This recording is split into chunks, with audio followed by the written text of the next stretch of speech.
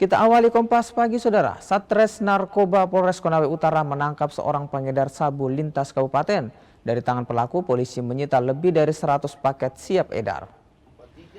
Pengedar narkoba berinisial B ini ditangkap tim Satres Narkoba Polres Konawe Utara di sebuah rumah di Desa Belalo, Kecamatan Lasolo, Kabupaten Konawe Utara.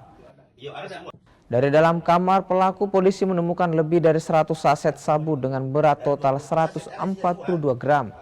Selain sabu, polisi juga menyita barang bukti lain berupa timbangan digital, alat hisap, serta uang tunai senilai Rp900.000. Kami tim Osnal melibatkan dari aparat desa Belalo dan masyarakat desa Belalo untuk melakukan penggeledahan terhadap rumah yang diduga.